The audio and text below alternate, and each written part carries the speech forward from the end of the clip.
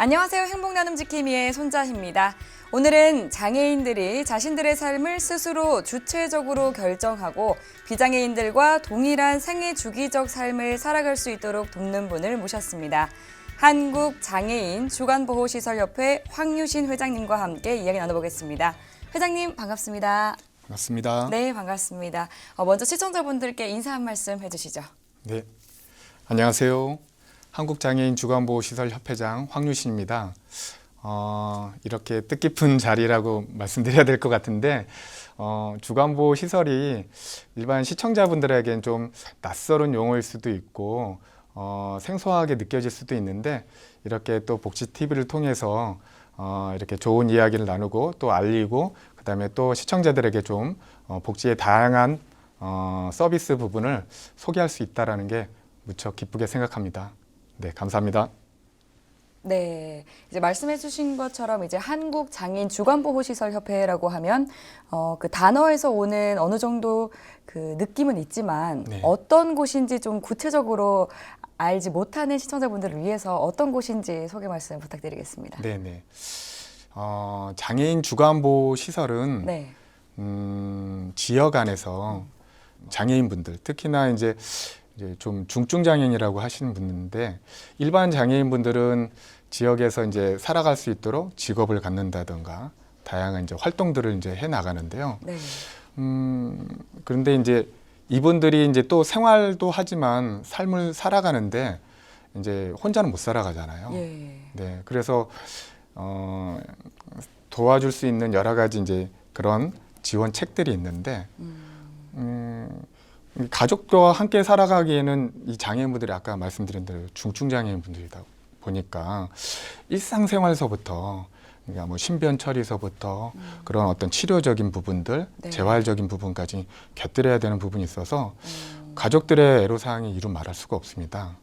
그래서 힘들지만 이제 가족과 떨어져서 이제 지금의 이제 거주시설, 이제 옛날에는 생활시설이라고 했는데 그렇게 가는 경우들이 많아요. 근데 장애인들 분들의 이렇게 이야기를 나눠보면 가족과 함께 살아가고 내가 그냥 태어나서 살아왔던 내 동네에서 계속 살고 싶다라는 생각이 제일 강하거든요. 네, 이제 무엇보다도 큰 게 이제 아픔은 이제 나의 사랑하는 가족들하고 헤어진다라는 것이 그래서 가족들하고 헤어지지 않고 가족들이 일상적인 어떤 생계라든가 삶을 꾸려나가고 장애인은 장애인대로 자기의 낮 동안 생활하고 활동하고 그다음에 어떤 치료나 아니면 그런 여가를 생활을 즐길 수 있도록 지원해주는 그런 복지기관이 장애인 주간보호시설입니다.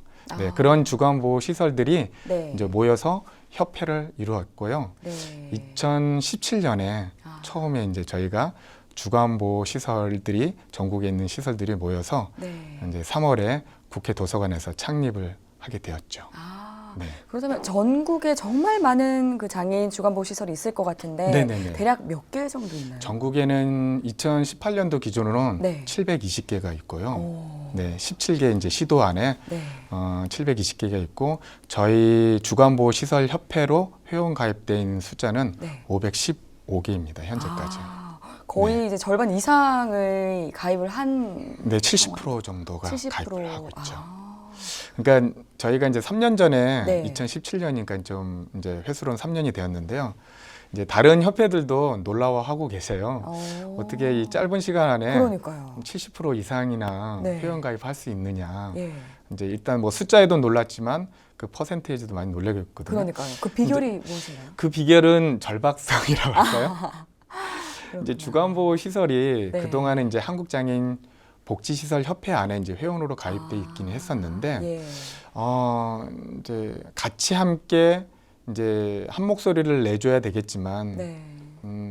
저희 주간보호 시설이 좀 소규모예요. 네. 이제 작은 이제 시설이다 보니까 우리의 목소리를 좀 당당하게 좀 내야 되는데 좀 늘 그 한계성에 좀 부딪혔었거든요. 그래서 전국에 있는 시설장님들이 이렇게 해가지고는 우리 열악한 환경을 더 이상 개선할 수는 없겠다. 그러니까 이 열악한 환경이라는 게 이제 종사자나 직원들만의 이제 환경으로 끝나는 게 아니라 예. 그 열악한 것이 장애인, 그 시설을 이용하는 장애인들에게도 직접적인 영향을 미치고 있기 때문에 그것에 대한 안타까움이라든가 좀 괴로움, 네. 그것들이 너무 컸어요. 그래서 우리의 목소리를 정확하게 정부에, 복지부에, 그다음에 또 국회에, 네. 국회의원들에게 말씀을 드려서 진행하자 해가지고 어. 2017년도에 이제 창립을 하게 되었죠. 아, 네. 그러면 처음에 창립할 당시에 그 창립 멤버셨던 건가요? 네네네네. 아, 이제 발기인으로 같이 활동하면서 네. 모르겠습니다. 저기 다른 훌륭하신 시설장님들도 많이 계셨는데 네. 어떻게 제가 아. 초대 회장을 예. 하게 되었습니다. 아, 처음 초대 회장을 역임하시면서 네. 좀 어려움도 많으셨을 것 같거든요. 내부적으로 지지는 여러와 같았죠. 예, 예. 근데 뭐 회원 수가 그 빠른 시간 안에 빨리 가입했던 걸 보더라도 네네. 중앙협회가 빨리 만들어지고 사단법인화가 빨리 돼야 된다라는 것들이 있는데 안타깝게도 우리 안에 이제 갇혀 있었다는 거예요. 우물하는 개구리 같은 느낌이었던 거죠. 이제 국회의원을 만나고 또 복지부하고 이야기를 하더라도 그 주간보호 시설이 어떤 시설이며 어떤 역할을 하고 있고 무엇을 하길 원하는지에 대한 깊이 있는 이해와 예. 관심이 좀 부족했다라는 거를 좀 많이 느꼈습니다. 그래서 이제 그런 것들을 이제 이해시키고 설득하는 과정이 네. 좀 어렵더라고요. 아, 예. 그럼에도 불구하고 이제 정말 단기간 내에 70%의 이런 그 가입이라고 네, 할까요? 네, 회원 가입. 회원 맞습니다. 가입, 네. 맞습니다. 회원 가입률을 이제 달성할 정도로 큰 이제 성과를 이루고 계신데요. 말씀해주신 것처럼 말씀해주신 그 앞선 내용을 들어보면은 중증 장애인 위주의 네네. 시설인 건가요? 네네. 그러니까 장애인 주간보호 시설은 네. 장애인 누구나 네. 이제 등록 장애인은 다 네. 이용이 가능한데요. 예. 그 중에서도 이제 전체 퍼센트를 보면은 80% 이상이 발달 장애인, 그러니까 지적 자폐성 장애인 분들이 주로 이용을 하고 있고요. 네. 기타로 이제 뇌병변이나 시각 청각 장애인 분들이 예. 이용하고 있습니다. 네. 그러니까 발달 장애인은 전체 장애인 분류에서 중증 장애인으로 들어가거든요. 예. 이제 그 안에서도 또 보면 이런 사회적으로 좀 관심 갖고 있는 이제 도전적 행동, 옛날에는 문제나 과잉 행동 장애라고 얘기를 했는데 그런 장애를 좀 보이는 그런 중증 장애인 분들이 저희 주간보호 시설을 이용을 하고 있죠. 네. 예. 이제 올 7월부터 또 장애 등급제가 네. 바뀌면서 또 장애 정도가 심한 장애인과 장애 정도가 심하지 않은 장애인으로 바뀌었잖아요. 네네. 그러면서 혹시 이 주간보호 시설에도 좀 변화가 찾아왔나요? 변화가 찾아오고 있습니다. 어떤 왜냐하면 변화가 있나요? 이제 올해부터 이제 본 사업으로 들어간 네. 주간 활동 서비스가 주간 네. 활동 서비스가 이제 시행이 됐거든요. 아, 네, 이게 이제 문재인 정부가 이제 야심차게 진행되는 커뮤니티 케어 예. 정책 사업 중에 이제 장애인 중에 한 영역이에요. 뭐 탈시설화 정책이라든가 그런 것들은 뭐 부양의제 폐지나 아니면 그다음에 장애인 등급제 폐지 이런 부분들이 이제 대외적으로 많이 보여지긴 있지만 네. 그 안에서 장애인 중에 이제 지역 사회 안에서 아까 이제 사유자님께서 멘트에서도 그런 얘기를 나눴지만 이제 잘 안착해서 살아갈 수 있도록 도와주는 정책 중에 하나가 이제 주간 활동 서비스인데 네. 이 서비스의 형태가 기존에 있는 저희 장애인 주간보호 시설 서비스 형태하고 너무 유사해요. 근데 이제 2022년까지 17,000명의 지금 지역사회에서 살아가는 장애인분들이 이 주간활동 서비스를 할 수 있도록 네. 이렇게 진행하겠다라고 했는데 저희가 주간보호 시설이 1993년에 광주에 있는 엠마우스 복지관에서 지역 활동 프로그램으로 처음 이제 시작을 되었거든요. 예.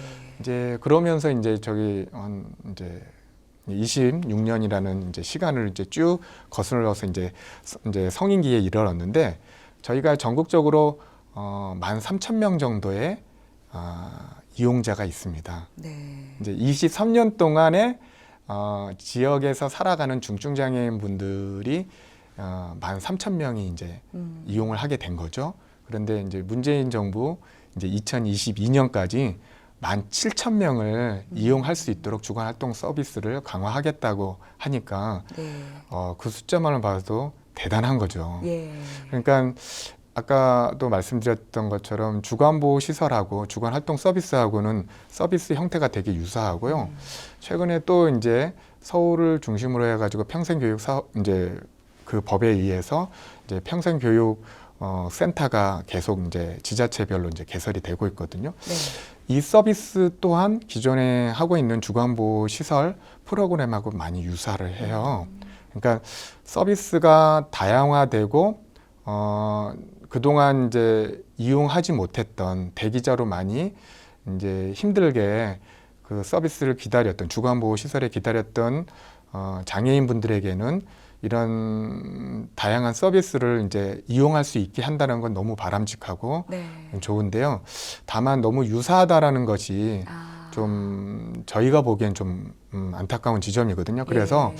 복지부도 이런 부분들에 대해서는 이해를 하고 있고요.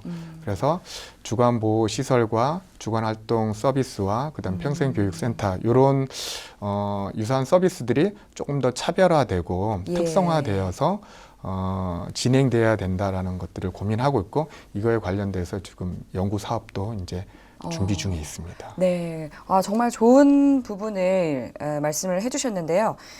그렇다면은 장애인 주간보호시설을 보다 좀 쉽게 이용할 수 있는 방법을 좀 소개를 부탁드리겠습니다. 가장 쉬운 방법은 이제 시군구에 있는 예, 이제 관청으로 가셔서 네, 아니면 전화하셔서 네. 장애인 복지 담당 공무원에게 전화하시면 돼요. 아. 그러면 거기에 전화 한 통이면 되나요? 네네 리스트가 오, 다 있거든요. 네. 그래서 이제 그런 걸 이용하고 싶다라고 오. 말씀을 드리면 거기서 안내를 바로 해주고요. 예, 또한 아까 말씀드렸던 것처럼 주간보호 시설은 한 80% 이상이 이제 발달 장애인 분들이 이용을 하고 있기 때문에요. 네.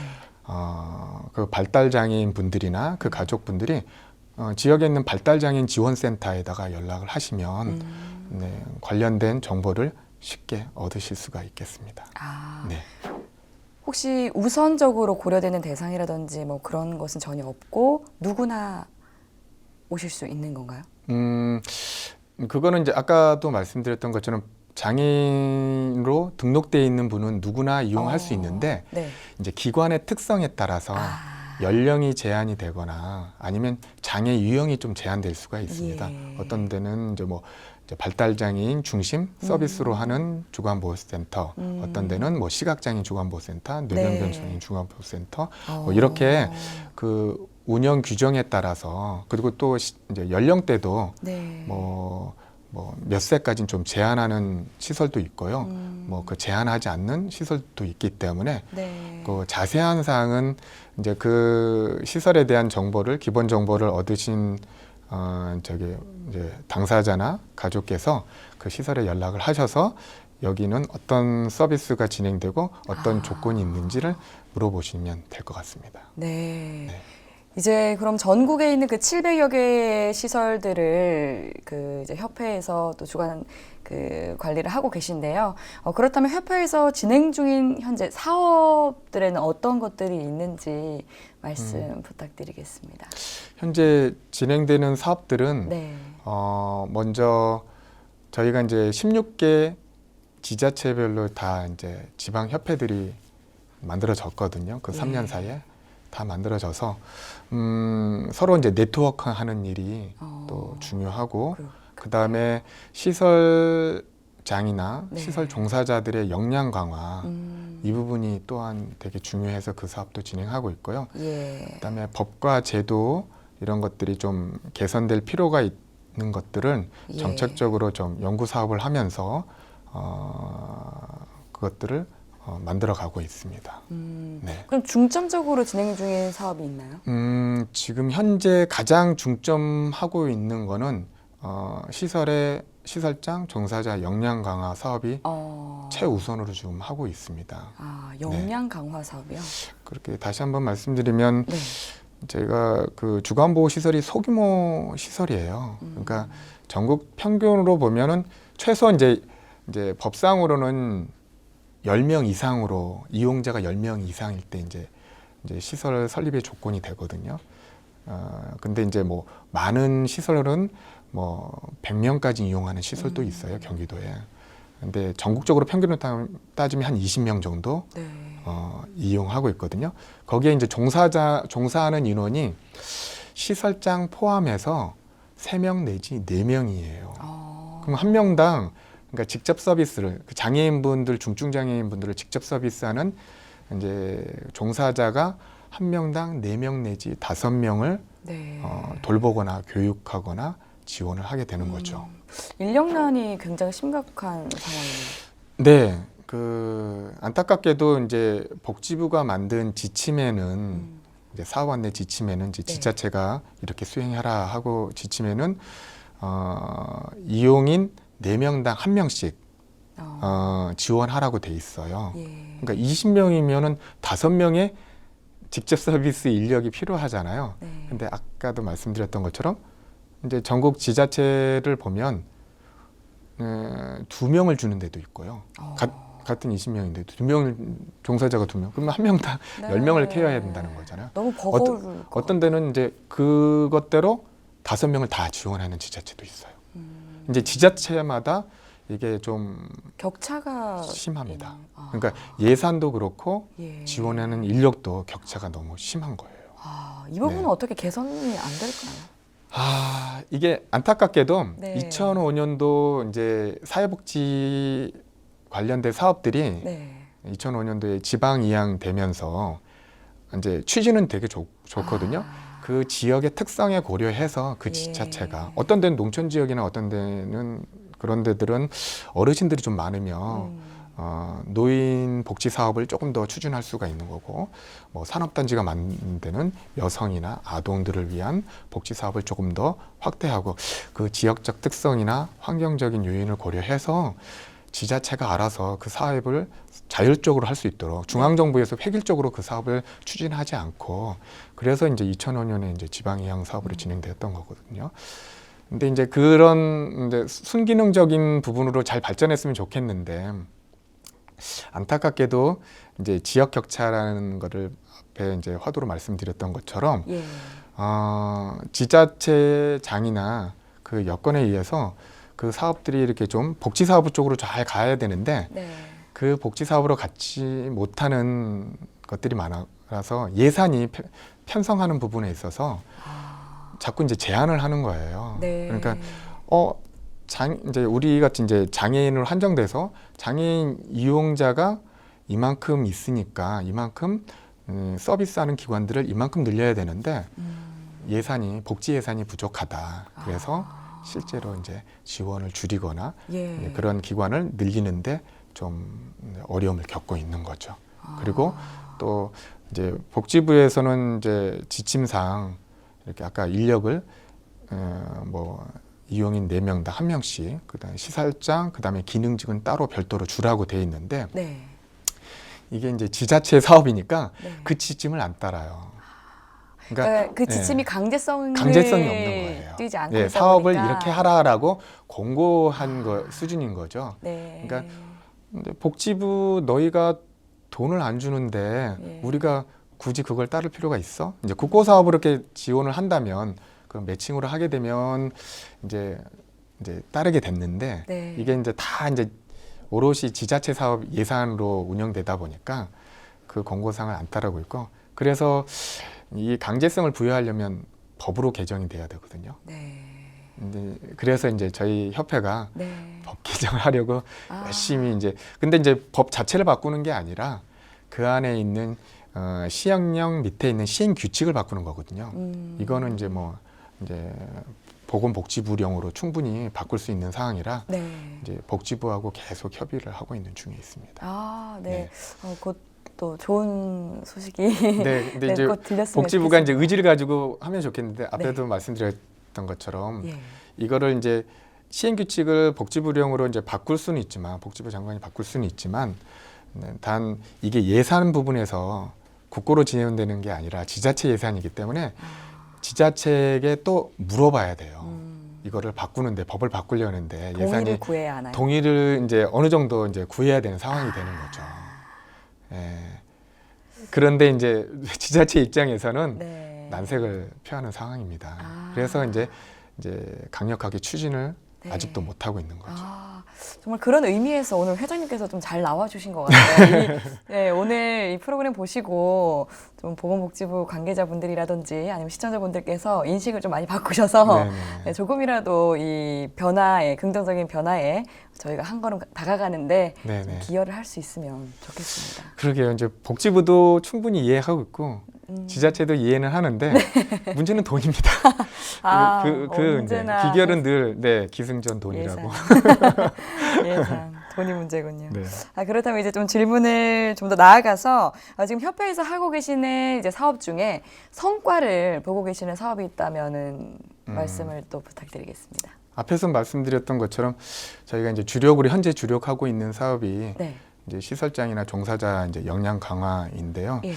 이제 저희가 그 전에 이제 처음에 창립할 때 그다음에 과정 속에서 그다음에 이후에도 계속 모니터링을 해보면 시설장이나 시설 종사자분들이 이 장애인분들 앞에서 말씀드렸던 중증 장애인분들이 대부분 좀 의사소통에 어려움이 있습니다. 네. 그러니까 언어적으로 표현하는 부분에도 어려움이 있고 아까도 말씀드렸던 것처럼 이런 도전적 행동 이제 뭐 쉽게 말씀드리면 이제 이렇게 옛날에는 문제 행동, 과잉 행동 이렇게 표현했잖아요. 근데 그거를 조금 더 언어적 순화를 가져서 이제 도전적 행동이라고 표현을 하는데 요새는 그런 행동으로 인해서 어떻게 대처해야 되는지에 대한 어려움이 좀 큽니다.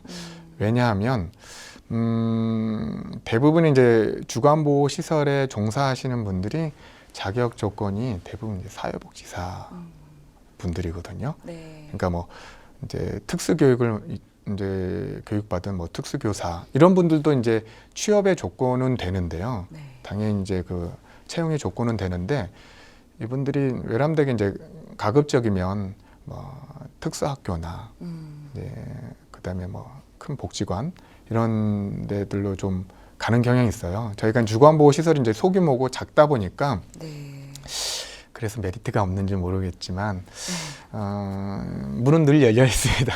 근데 이제 그렇게 이제 학교에서 전공을 해가지고 오신 분들이 그런 최중증의 장애인분들의 욕구에 맞게끔 이렇게 전문적인 교육 서비스를 좀 해주면 좋겠는데 대부분이 이제 사회복지과를 전공한 사회복지사분들이 이제 하는데 학교에서 대부분 이제 장애인 복지 개설된 과목들이 이제 뭐 한두 과목밖에 안 되다 보니까 이제 입사해서 들어오면 너무너무 난감해합니다. 네. 뭐 실습 기간에 잠깐 뭐 그런 주간보호 시설이나 장애인 기관에서 잠깐 해서 오는 경우들도 있긴 하지만 그 실습 기간도 이제 짧고 네. 이제 충분히 이해하지 못하고 이제 대부분 저희 주간보호 시설로 오기 때문에 어떻게 이분들의 욕구에 맞춰서 이제 비장애인 분들은 내가 이런 욕구가 있다, 난 이걸 원한다라고 의사 표현을 정확하게 하면은 거기에 맞춰서 서비스를 해주면 되잖아요. 네. 대부분 이제 사회복지 서비스라는 게 클라이언트의 욕구에 맞춰서 그런 서비스를 거기에 맞게끔 이제 다 제공을 하게 되는데 네, 그렇죠. 저희의 가장 큰 힘든 점은 그 욕구를 갖고 있는 장애인분들이 그 의사 표현을 언어적으로 표현하는 분들이 극히 일부라는 게 그런 애로사항 때문에 거기에 맞춰서 저희가 이제 이분들의 특성, 장애적 특성 그리고 이분들에게 그 특성을 고려해서 그들이 욕구가 어떤 것인지를 이제 이해시키고 거기에 따른 대체 의사소통 도구라고 하거든요. AAC라고도 하는데 그 도구를 이제 쉽게 말씀드리면 내가 이제 물을 마시고 싶어. 근데 이게 언어적으로 표현은 안 되잖아요. 근데 어떤 장애인분들은 막 여기 바닥을 막 쳐요. 나 물 먹고 싶어요. 근데 이제 이게 충분히 공감하지 못하는 이제 종사자나 직원분들은 왜 여기에 탁자를 치고 있는 거지? 네. 이해가 안 되잖아요.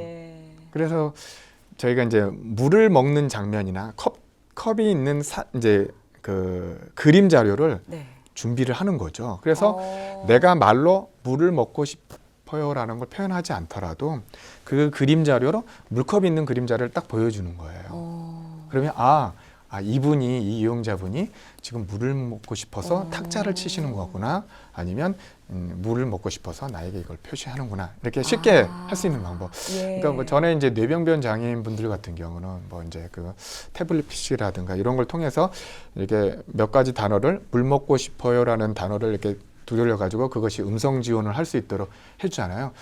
이제 그것마저도 안 되는 장애인분들 같은 경우에는 그러니까 그거 몸짓으로 표현을 하거든요. 뭐 화장실 가고 싶었는데 그냥 뭐 문 앞에서 기다리고 있는 거예요, 마냥. 이렇게. 그런데 그걸 알아채기가 어렵잖아요. 예. 이제 오랫동안 함께 하면은 이분이 문 앞에 쓴 게 화장실 가고 싶다구나 이런 네. 뜻으로 이제 이해를 하게 되죠. 그러나 그 전까지 얼마나 많이 그렇죠. 이용자가 이제 그런 실수를 할 수도 있고 네. 본인은 얼마나 그게 힘들겠어요. 그까지 참았다가 이제 그런 실수를 하는 상황까지 이제 그것을 지켜보는 이제 직원도 힘들고 그것을 실제로 몸소 겪는 이용자분도 내 뜻을 저 직원들이 이해하지 못하는 네. 거에 대한 이제 힘든 게 그래서 더 그게 과격하게 표현될 수도 있는 거고 왜 내 마음을 이해하지 못하냐 그래서 뭐 문을 두드릴 수도 있고 물건을 던질 수도 있고 1차적인 그런 행동 반응일 수밖에 없어요. 예. 언어적으로 안 되니까 예. 몸으로 해가지고 나의 힘들고 나의 애로사항을 표현하는 거거든요. 그래서 이제 그런 것들을 대안으로 제시할 수 있는 방법이 뭐가 있느냐를 저희가 이제 계속 그걸 발굴하고 찾고 그거에 대한 전문가들이 또 있어요. 그러니까 그것들을 연구하고 하는 이제 그런 것들을 이제 연구소라든가 네. 그것들 실무를 담당하는 그런 박사님들이라든가 네. 교수님들도 계시기 때문에 저희 협회가 그런 분들하고 같이 이제 그 강좌를 개설을 해가지고 네. 저희가 시행을 하고 있는데 뭐 종사자분들이나 실질장님들의 만족도가 무척 좋습니다. 네, 저도 이제 협회장이기 앞서서 네. 이제 시설을 운영하고 있는 시설장의 입장이 있습니다. 그래서 네. 저희도 이제 그런 것들을 개설을 해서 저희 종사자분들이 이제 가서 교육을 받으면 네. 그것들이 바로바로 반응이 와요. 그러니까 그거에 관련된 그런 자료들을 만든다던가 네. 이 장애인분들하고 의사소통할 수 있도록 그리고 그런 환경을 꾸며 놓는다던가 네, 그런 것들을 합니다. 뭐 얘기를 또 들면은 이제 좀 자폐성 장애를 가지신 분들이 조금 더 그런 성향이 강한데 네. 이제 어떤 원칙이라든가 규칙을 하기를 원해요. 그러니까 그것대로 순차적으로 순서대로 하기를 원하는데 예를 들면 나는 빨리 집에 가고 싶어. 근데 종사자분들이 막 설명을 하는데 이제 언어적 소통이 잘 안 되니까 그 말이 잘 이해가 안 되는 거예요. 그래서 이제 이런 교육을 받고 어떻게 하냐면 이제 타임테이블을 딱 만드는 겁니다. 그러니까 그냥 시간만 써놓는 게 아니라 9시에 이제 등원을 하면은 등원을 해서 이제 차가 이제 와서 기관에 딱 들어오면 이제 기관 입구 사진을 딱 붙여놓고 네. 그다음에 오전에 이제 차 마시기 시간이다 그러면 뭐 10시부터 차 마시기 해가지고 차 그림을 딱 붙여놓는 거예요. 그리고 12시에 식사 시간이면 식당 화면이라든가 아니면 이제 밥하고 국하고 있는 그림을 딱 붙여놓고 오후에 뭐 여가 활동으로 바깥에 이제 미술관을 관람한다 그러면 네. 미술관 갈 곳의 미술관의 그림을 딱 붙여놓고요. 보기 그다음에 쉽게. 네, 이제 그러니까 보시는. 그 전에는 이제 글자로도 표현했고 네. 그다음에 이제 뭐 가정통신문이나 그런 데 보면은 저희가 그림자를 사용하지 않고 예.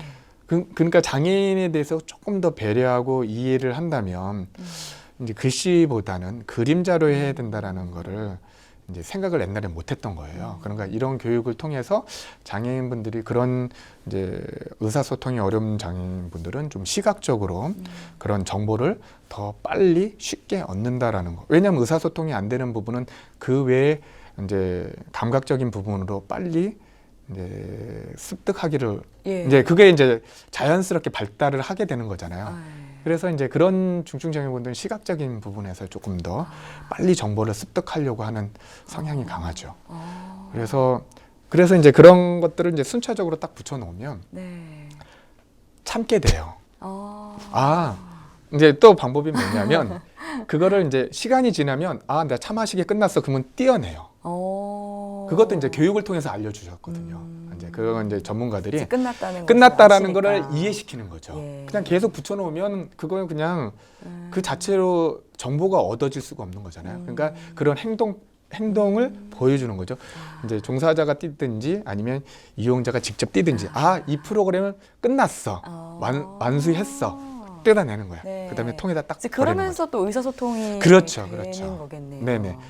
내가 원하는 것들을 욕구를 아, 직원분들이 이해하고 챙겨주려고 하는구나라는 거 하면 네. 내가 집에는 빨리 가고 싶지만 참을 수 있는 힘이 생기는 거잖아요.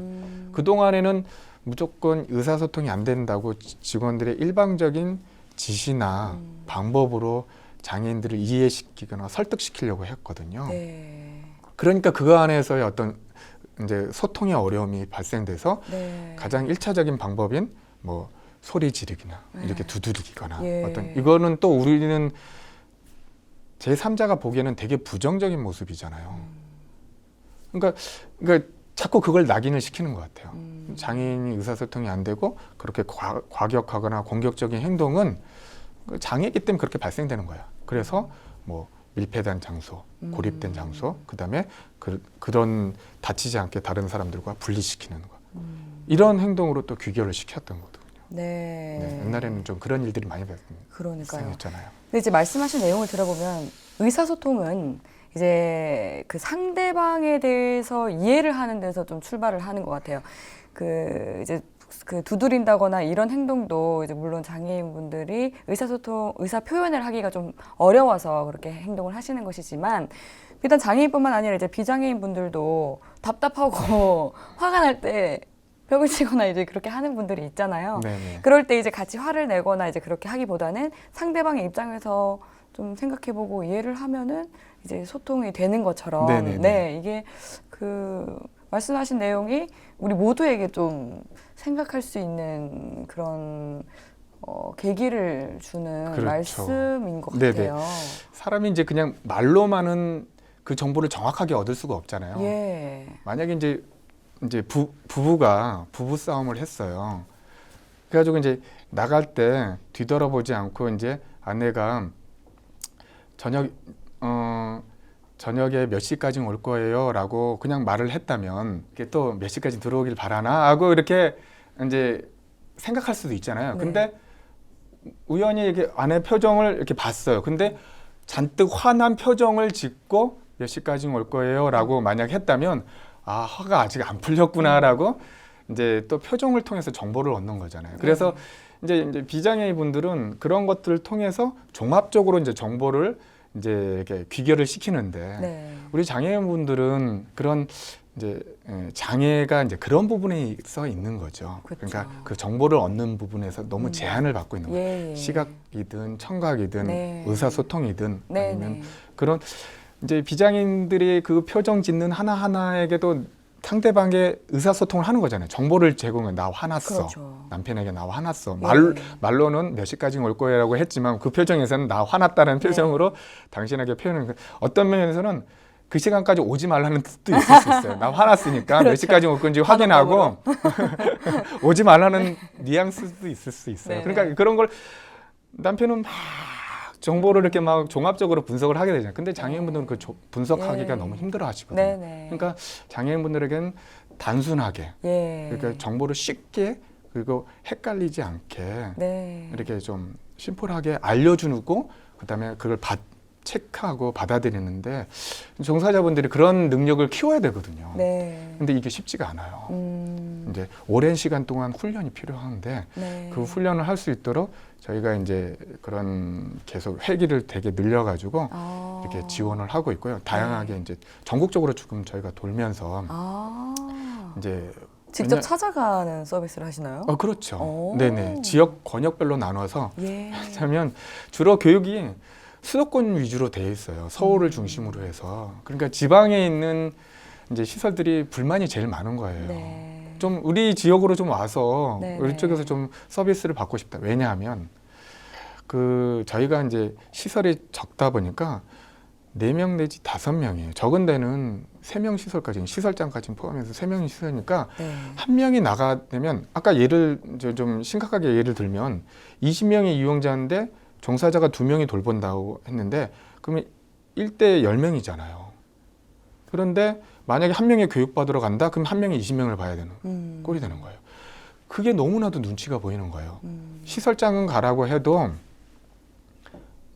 가라고 얘기 못하는 시설장도 많아요. 왜냐하면 한 명이 빠져나왔을 때 나머지 직원이 감당하다가 이렇게 사고가 난다던가 이런 일들이 좀 발생할 거거든요. 누구 한 분이 막 문제가 일어나서 하다 보면 나머지 분들이 방치가 되는 꼴이 되니까 당연히 이제 휴가를 쓰거나 뭐 이제 아프면 병가를 써야 되는데 휴가를 이제 쓰는 부분도 눈치가 보이는 거예요. 다른 종사자분들한테 미안하고 왜 이런 악순환을 왜 그런 고민을 하면서 당연히 근로기준법상 보장되어 있는 휴가를 마음 편하게 왜 쓰지 못할까. 네. 그래서 이제 그런 교육 프로그램들이 개설되어 있음에도 불구하고 이게 못 보내는 시설들이 또한 많아요. 네, 이제 말씀해주신 것을 보면은 이제 지역별로 격차가 있다고 말씀을 해주셨는데요. 그럼 그 이제 지방에도 16개 협회가 있다고 네네네. 제가 네. 알고 있는데 그럼 앞서 말씀해주신 것처럼 의사소통이 더 중요할 것 같아요. 그럼 이 16개 협회의 의사소통이나 또 이 교류는 어떻게 이루어지고 있나요? 네, 가장 빠른 밥은 단톡방을 활용하고 있습니다. 네, 역시 밴드나 카카오톡을 활용을 해서 네. 뭐 협회에서 이런 사항이 발생돼 있습니다. 협조를 네. 구합니다 하면 단톡방을 바로 올립니다. 네, 네. 좋은 세상입니다. 아주 좋은 세상입니다. 네. 그전에는 뭐 공문 발송하고 네, 협조 그러니까요. 요청하고 이게 좀 불편했는데요. 전화해야 되고. 네네네. 그러면 올리면 이제 바로 확인을 할 수가 있으니까 네네. 확인되는지 네. 그렇게 하고 있고요. 네. 뭐 저희가 뭐 정기적으로 네. 이사회를 통해서 예. 1년에 한 4차례 이사를 통해서 이제 중요한 심의 사항이라든가 논의 사항들은 네. 지방 협회장님들의 의견이 또한 되게 중요하거든요. 예. 아까도 말씀드렸지만 네. 중앙협회는 그냥 허브 역할만 하는 거거든요. 지방협회가 독자적으로 자립하고 성장하고 강화돼야 됩니다. 지자체 예산으로 운영되는 주간보호 시설이다 보니까 네. 지자체가 어떻게 하느냐에 따라서 이제 상황이 바뀌는 거지 복지부가 어떻게 하느냐에 따라서 상황이 바뀌는 게 아니거든요. 네. 그러니까 지자체와 당당하게 이제 협업을 하면서 대등한 관계를 유지하는 게 중앙협회하고 지자체가 상대하는 게 아니라 지방협회가 지자체를 상대해야 되기 때문에 네. 지방협회가 자기 목소리를 잘 낼 수 있도록 그다음에 뭐 그런 정보를 제공해 준다던가 예. 네, 그다음에 또 필요한 부분들을 좀 서포트 해준다던가 뭐 이런 역할들을 해줘서 네. 지방협회별로 또 요구 사항들이 또 다 각각 달라요. 네네. 그러면 필요한 사항들이 뭐 예를 들면은 뭐 지방협회가 이제 지자체가 이러이러한 걸로 이제 우리 이제 시도에 이제 우리 주간보호시설 이런 걸 요구한다더라. 그러면 다른 지방들은 그걸 요구하는지를 조사를 해요. 쫙 해가지고 제공해드립니다. 그러면 지방협회들이 그걸 자료 가지고 다른 지자체는 그걸 요구하지 않는데 왜 요구하시냐라고 그걸 반론을 제기할 수 있는 근거 자료를 네. 중앙정부가 딱 준비해가지고 중앙협회가 딱 준비해가지고 제공하고 이렇게 협업을 하면서 네. 그리고 또 이제 중앙협회가 또 필요한 그런 뭐 실태 조사라든가 관련된 사항들 이제 모니터링한 것들을 이렇게 또 취합을 해야 되잖아요. 그러면 지방협회가 또 협조를 해줘야 되죠. 그러니까요. 그 지역에 있는 장애인 그 주간 보호시설의 운영 실태를 모니터링하는 것도 중요할 것 같은데. 저희가 그 부분은 또 해년마다 하고 있습니다. 왜냐하면 매년 1회. 네, 매년마다 이제 하고 있고요. 이제 매년마다 그 지자체가 네. 뭐 보건복지부든 아니면 지자체 나름대로 지침을 만들어서 올해 사업은 이렇게 진행할 겁니다. 아. 그 안에 이제 예산이 다 같이 들어가 있는 거고, 예. 그다음에 인력 배치라든가 이런 것들, 인력 조정에 대한 부분도 같이 그 사업 내용 안에 들어가 있는 거거든요. 이제 그러니까 어떤 지자체는 어느 정도 보건복지부의 가이드라인에 맞췄는지, 어떤 데는 미흡한지. 그러니까 전국적으로 보면 한 보건복지부의 한 3분의 1 정도 따르고 있고요. 나머지는 보건복지부 지침에 이제 미흡하게, 좀 미달하게 이제 지원을 해주고 있거든요. 네. 그런 것들을 계속 이제 매년 조사를 해서 이제 지방협회들에게 제공을 해주는 거죠. 아. 그래야지 지방협회는 그 자료를 보고 이제 열악한, 그래서 이제 특정 모 지자체는 말씀은 안 드리겠습니다. 이게 네. 또 적극적으로 나가는데 또 이제 미묘한 또 감정 싸움이 될 수 있으니까 네.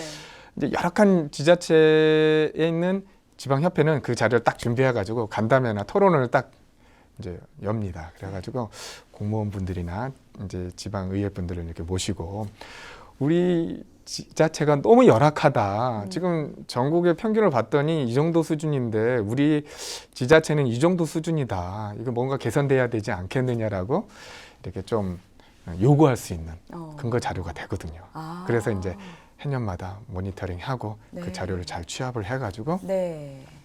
지방협회 분들에게 아. 네, 협회에 제공하고 있죠. 네. 그리고 또 이제 조사 자료가 계속해서 쌓이고 축적되면 나중에 또 그 자료를 가지고 또 많은 뭐 통계라든지 이런 결과를 또 도출할 수 있으니까 또 좋은 그런 의미를 가지고 네. 있을 것 같습니다. 뭐 그 자료는 다 복지부에도 아. 제공을 해주고 있거든요. 네, 그래서 네. 그 자료를 복지부가, 가지고 또, 예, 네. 복지부도 여러 가지 이제 해석을 할 수 있을 지역 것 간의 같아요. 격차가 심각하다라는 것에 대해서 공감을 하고 있고요. 네. 이것을 해소하기 위해서 어떻게 할 것인가에 대해서도 예. 같이 고민하고 있습니다. 그러니까요. 예. 그럼 이제 또 질문을 좀 바꿔서 이 장애인 관련 정책과 제도 개선을 위해서 협회에서 여러 가지 이제 역할을 해주고 계신데 네네. 이제 장애인 당사자뿐만 아니라 그 가족들을 위해서는 좀 어떤 정책과 제도들이 필요하다고 생각하시나요? 저희 협회에서는 직접적으로 네. 장애인 당사자와 가족을 위해서 하는 지원 정책은 없어요. 솔직히 말씀드리면 네네. 왜냐하면 저희 이제 협회는 그런 장애인과 그 가족을 서비스 지원하는 기관들이 모여서 운영되는 협회이다 보니까 그렇죠. 이미 돕고 계시죠. 네, 당연히 뭐 장애인 이용자들은 그 장애인 당사자들이 이제 구성한 당사자 단체들이 있잖아요. 예. 그런 당사자 단체들은 그 장애인들의 입장에 맞춰서 네. 이제 뭐 정책적으로 요구를 하고 있고요. 뭐 장애인 가족들은 그 부모는 뭐 장애인 부모회라든가 장애인 부모 연대라든가 이런 또 단체들이 따로 있기 때문에 거기에 상황에 맞게끔 그 목소리를 정확하게 내고 계시죠. 저희는 이제 그것을 이제 그 장애인 당사자들을 지원하는 이제 기관이다 보니까 기관이 질 좋은 서비스를 제공하기 위해서 법과 제도를 어떻게 바꿔야 될 것인지를 네. 그것들을 이제 정책적인 제안을 하고 복지부나 정부나 국회의원분들에게 제안을 하고요. 네. 그것들이 이제 실효가 생기면 그 서비스가 개선이 되는 거잖아요. 예. 결과적으로. 예. 이제 뭐 예를 들어서 아까도 말씀드렸지만 4인당 1명으로 장애인 중증장애인분 4명당 1명의 이제 직접 서비스 인력이 들어가줘야 되는데 그렇지 못한 지자체가 많다고 말씀드렸잖아요. 네. 최소한 그 요건에 갖출 수 있도록 해주게 되면 뭐 한 사람당 10명을 보치던 이제 직원이 4명을 볼 수 있다고 하면 장애인 당사자 입장에서도 확연히 그 서비스 질이 개선이 되는 것들을 몸소 느낄 거고 그것을 옆에서 지켜보는 가족 입장에서도 마음이 더 놓이게 되고 네. 편안하게 생각하고 이용할 수 있도록 네. 지원을 하게 되겠죠. 네, 맞습니다. 그렇다면 이제 앞으로의 한국장애인주거모시설협회의 목표와 계획이 있다면 무엇인지 말씀해 주시죠. 이어서 얘기하면 네. 아까 그런 것들을 했으면 좋겠다라고 이제 말은 쉽게 할 수 있는데 네. 솔직히 돈 들어가는 일이잖아요. 근데 그래서 이걸 법으로 만들어 버리면 되거든요. 아. 그러면 이제 강제성이 부여가 되기 때문에 네. 이제 정부가 스스로 그것을 할 수 있도록 이제 예산을 투입을 할 거고 그 할 수 있도록 그런 모든 지자체나 관공서나 이런 것들이 이제 만들어지는 거거든요. 네. 그게 이제 보편화되면은 그다음에 또 이제 일반 뭐 영리 기업들도 거기에 같이 참여되고 네. 예, 활동할 수 있는 거거든요. 네. 그래서 장애인들이 그리고 그 장애인들이 지역에서 편하게 이용하고 서비스를 즐길 수 있도록 예. 그리고 이런 서비스를 즐기는 게 가장 중요한 거는 장애인 모두가 보편적으로 그런 서비스 비장애인으로 똑같이 즐길 수 있도록 그 환경을 만드는 거거든요. 네. 그 환경을 만들 수 있도록 법적인 부분에서도 저희도 함께 그 일들을 감당하고 싶고요. 그리고 저희 주간보호 시설 같은 경우에는 이제 보편적인 환경에서 누구나 쉽게 즐길 수 있는 장애인 중에서 좀 더 제한받는 분들이에요. 이제 일일이 그 방법까지도 1대1로 알려드려야 되고 지원해드려야 되고 그것들을 또 도와드려야 되는 분들이기 때문에 그분들을 위한 그런 더 전문화된 서비스를 할 수 있도록 네. 저희 기관들이 저희 주간보호 시설들이 더 역량 강화될 수 있도록 네. 예, 노력을 해야겠죠. 그럼 이제 마지막으로 시청자분들께 한 말씀 부탁드리겠습니다. 지금까지 뭐 여러 가지 이야기들을 나눴는데요. 그것들을 이렇게 잘 들어주셔서 진심으로 감사합니다. 장애인에 대해서 제가 여러 가지로 말씀을 드렸지만 어떤 면에는 지금 시청자분들 중에 이제 많은 숫자가 또 비장애인 분들일 텐데 그분들이 시청자 여러분들 가족 속에는 장애인이 없다 하더라도 여러분들이 알고 계시는 지인 그다음에 또 여러 개 뭐 직장 동료 아니면 사회 동호회 분들 중에 그분들의 누군가 가족에는 장애인이 분명히 있습니다. 그래서 장애인 주변에 있는 장애인 분들에게 조금 더 따뜻한 마음으로 손을 내밀어 주실 때 그분이 행복해 한다면 그 가족이 행복하는 거고요. 우리 사회가 행복해지지 않나 생각이 듭니다. 그래서 따뜻한 눈길로 손길로 이렇게 지켜봐 주셨으면 좋겠습니다. 네, 감사합니다. 네, 따뜻한 말씀 감사합니다. 네, 감사합니다. 네, 지금까지 한국장애인 주간보호시설협회 황유신 회장님과 함께했습니다. 행복 나눔 지킴이 오늘은 여기까지입니다. 시청해주신 여러분 고맙습니다.